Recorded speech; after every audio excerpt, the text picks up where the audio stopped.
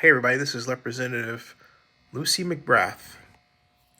She is on CNN with Chris Cuomo right now talking about stopping voter suppression.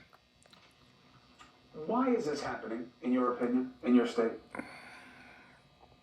Well, I think it's voter suppression at its worst. Here in Georgia, the Republican legislators have really instituted some very horrible, horrible voter suppression bills. And I think because we did so well with our elections here, the presidential election, we now have been able to bring to Washington two federal senators. And then, of course, we were able to get an additional congressional seat. I think they see the writing on the wall, and they're going to do whatever they can to try to make sure that they are alienating people and preventing them from exercising the right to vote. Georgia is transitioning. It is turning. We're moving blue, and I think they see the writing on the wall. And as I've said before, I think this is like Custer's last great stand. They're going to do whatever they can to prevent the evolution. Just to show why it matters in real world application, they had these two bills that they want on the books before these special elections. You don't get Ossoff or Warnock, and that means you don't get any COVID relief bill because you guys wouldn't have the Senate. Fair point.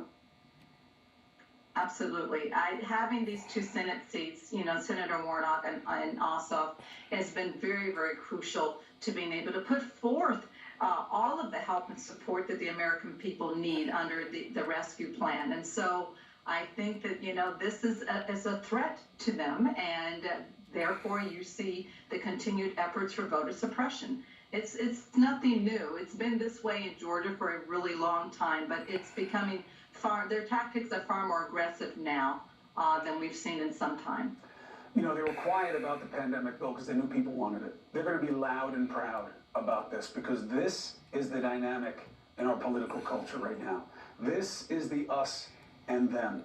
And you're going to have to find a way to make the people it's going to affect to get up and get out and show their outrage peacefully, protest, not to be what they oppose. But this matters every bit as much to their lives and their futures as anything else that's happening in Congress right now, or really in the last 50 years. Congresswoman, do me a favor. You have such a close personal connection to what's going to happen with increasing safety from guns in this country. I would appreciate you staying over the break for the next segment. And I want to bring in another guest to talk about the legislation there, the chance that it gets done, and where the country is right now. Shannon Watts is going to join us from Moms Demand Action for Gun Sense in America. So let's take a break. Let's go. I'm going to break away there, but I wanted everyone to hear about the voter suppression laws that are trying to be pressed here in Georgia. I'm registered to vote in California. And I want to turn you on to something that is on Oakland News Now. And it's also a URL that you can go to. And it is called StopJimCrow2.com. It's right here. See? This is my beautiful Oakland News Now blog. Okay. Oakland News Now today, SF Bay Area. And there is like StopJimCrow2.com. You can either go to the URL if you visit my blog, and you just click on it there, right? And it'll take you to fairfight.com, how to help fairfight.com, and help fight back against voter suppression. That's what this is about. Everyone, every state tells you what you need to know about it here. Explains that voting rights are under attack in state legislatures. Tells you what you need to do. Identify your U.S. House representative here and ask them to vote yes on H.R. 4, the John Lewis Voting Rights Advancement Act. Identify your U.S. senators here and tell them to vote yes on S1, companion bill to H.R. 1, For the People Act. S1 is the For the People Act. HR 4, is the John Lewis Voting Rights Advancement Act. HR 1 is the For the People Act. So you have S1 and HR 1, which are both For the People Act, the Senate version and the House version. And the House version recently passed last week. All right. Then it gives you a state-by-state breakdown with Arizona and these legislations that were trying to make it hard to vote there and who to call. Georgia, which has two of the worst voter suppression bills in the nation moving through the Georgia legislature, SB 241, HB 3531. And those proposals are assaults on democracy founded on baseless and racist far-right conspiracy theories. These bills constitute one of the worst attacks on voting rights since Reconstruction and would erect a juggernaut of barricades to voting access. They revive Georgia's dark history of voter suppression and racism as state policy.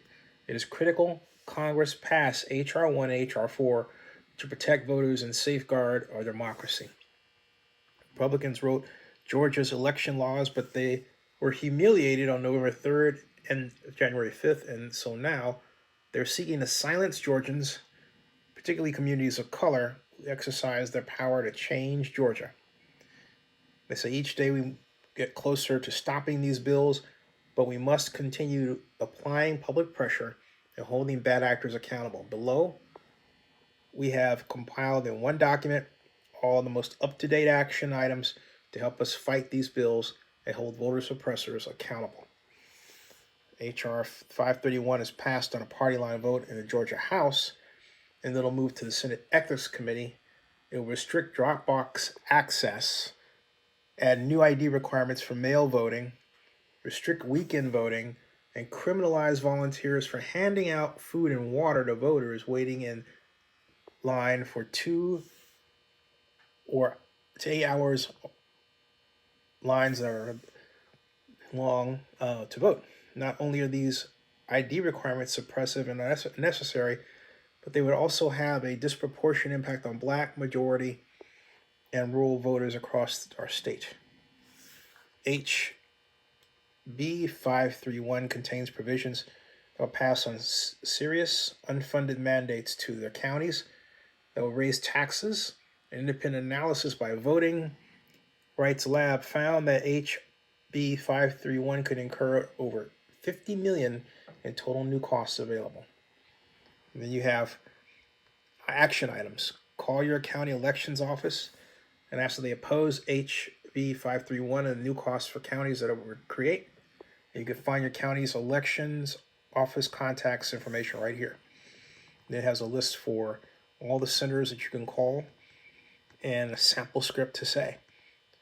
And then SB 241 also passed the Georgia Senate 29-20, and it would repeal no excuse vote by mail, implement new ID requirements to vote by mail, add millions in taxes to cover unfunded mandates to county governments, create a new so-called voter fraud tip line, and to the Attorney General and more. SB 241 is a disastrous bill that amounts to one of the most restrictive voting proposals in the country.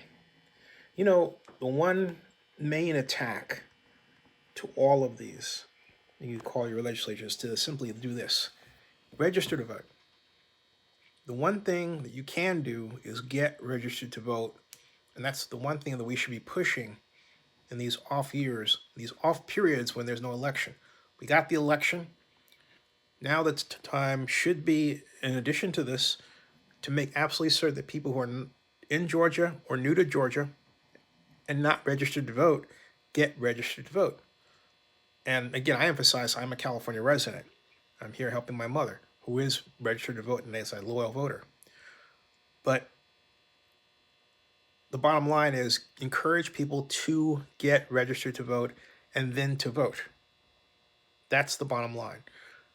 Subscribe to Zenny62 and bookmark oaklandnewsnow.com.